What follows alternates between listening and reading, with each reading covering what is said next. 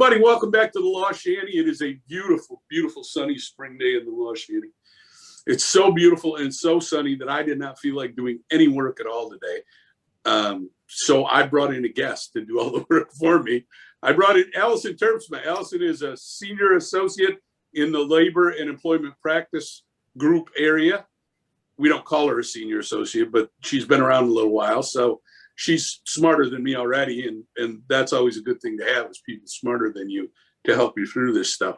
Say hi, Allyson. Hi, thank you for having me. Thank you for being here and doing my work for me. I really appreciate it. But then again, that's been the story of your career, doing my work for me. So it's a wonderful thing for me to have smart people to do my work. So we're going to talk today about the American Rescue Plan Act. And I know all of you are saying, what the heck is that? That is President Biden's great big stimulus package to get people back going from COVID. It's the $1,400 check to people package.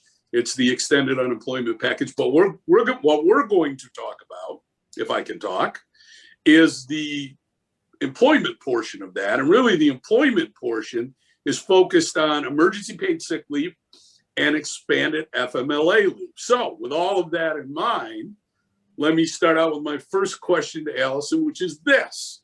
It's a hard one. Does the American Rescue Plan Act mandate that we give leave under the FFCRA? No, it does not mandate or otherwise require that employers provide any COVID-19 related leave. Instead, what it does is it provides payroll tax credits for employers who voluntarily choose to provide COVID-related leave between April 1 and September 30th of this year. Okay, so really this is just like a tax credit act. No requirement that I give any leave, but if I do, and I do everything right, I get to take a tax credit for it. Correct. Right? Yep. Okay, so now let's talk about doing everything right, which it sounds to me like it might be easier said than done, but let's get into that a little bit. All right, we all know under the old act, the emergency paid sick leave and expanded FMLA, that there were specific reasons why you could take leave. Are those things still true? Yes, so we still have the old reasons. So that means under emergency paid sick leave, an employee can get paid leave if they're quarantined due to a government order or the advice of their healthcare provider, or if they're experiencing COVID-19 symptoms and seeking a diagnosis, or if the employee has to care for someone who's subject to a quarantine order or advice from a healthcare provider. Or if they're caring for a child whose school or childcare provider is closed or unavailable for reasons related to COVID-19. So those are all of the old reasons. Those still exist. The American Rescue Plan also added new reasons that qualify for emergency paid sick leave. And those are if you are obtaining a COVID-19 vaccine or recovering from an injury, disability, illness, or other condition related to the COVID-19 vaccine. We're hearing some reports that some individuals don't feel great after one of the vaccine shots, so they may need to stay home a day or two to recover from that, and they can get the emergency paid sick leave for that reason now under the new statute. Also, if an employee is seeking or awaiting the results of a COVID-19 test or diagnosis because they were either exposed to COVID-19 or because the employer requested that they get a test or a diagnosis, that's also a qualifying reason now for emergency paid sick leave. Now, expanded FMLA historically has been for one reason only, and that was just to care for a child whose school or child care provider is closed or unavailable for reasons related to COVID-19. Now, all of the reasons that qualify for emergency paid sick leave are also now qualifying reasons for expanded FMLA. So all the same reasons, the old emergency paid sick leave reasons, the new emergency paid sick leave reasons, all qualify for expanded FMLA as well.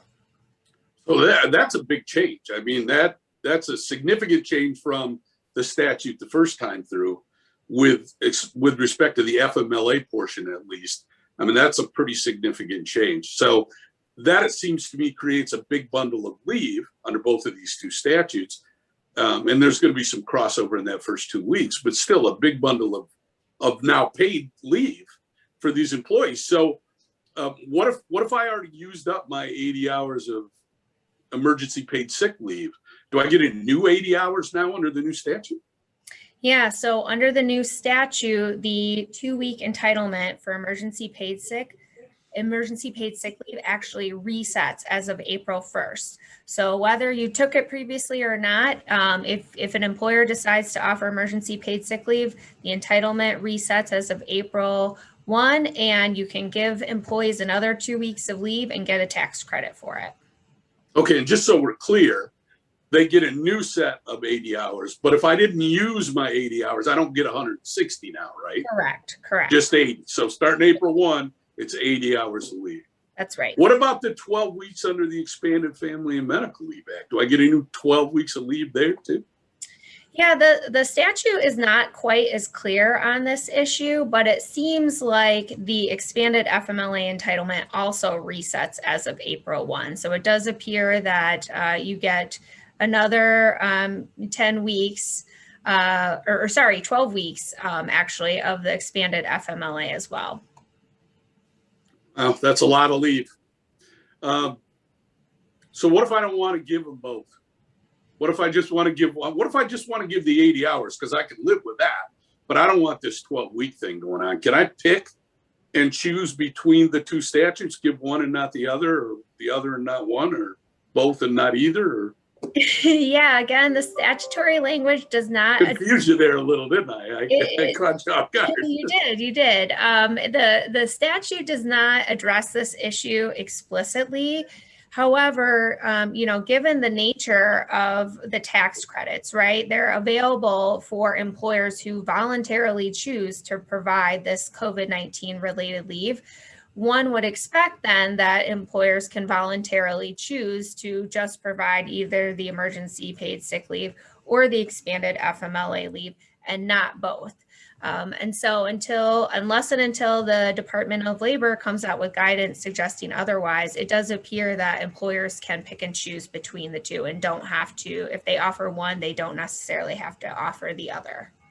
And the chances of getting guidance, I assume, are pretty slim, given that it's now by the time this publishes, the 29th of March, and all of this starts on April Fool's Day, which is a great day for this to start on April Fool's Day. So what do you think? Guidance, no guidance? Hard to say. I mean, when the FFCRA went into effect the first time around, it was actually on April 1st of 2020, and we got guidance on April 1st. So, it's possible. We just don't know. April Fool's Day from the Department of Labor. We're really, really happy.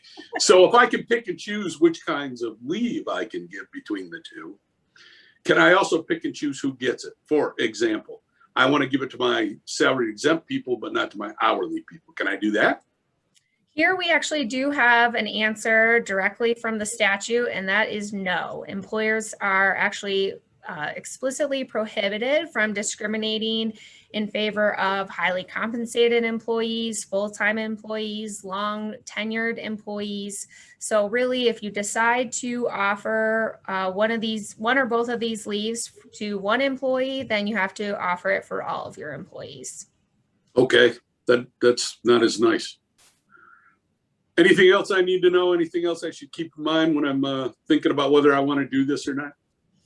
Yeah, I mean, the other thing to keep in mind is that in order to be eligible for the payroll tax credits, if you elect to offer either emergency paid sick leave or expanded FMLA leave or both, you have to really make sure that you comply with all of the requirements in order to get that tax credit. So to the extent you still have questions about how it might all work, definitely feel free to reach out to one of us or your Warner attorney. And on our end, we'll stay tuned and see if we hear anything from the DOL, and we'll provide an update either here or through an e-alert as needed. That's fabulous. Thank you very much, because I really didn't want to read those statutes. I appreciate it. Thanks for being on. Thanks, everybody, for joining us. We'll see you in a fortnight. Bye, everyone.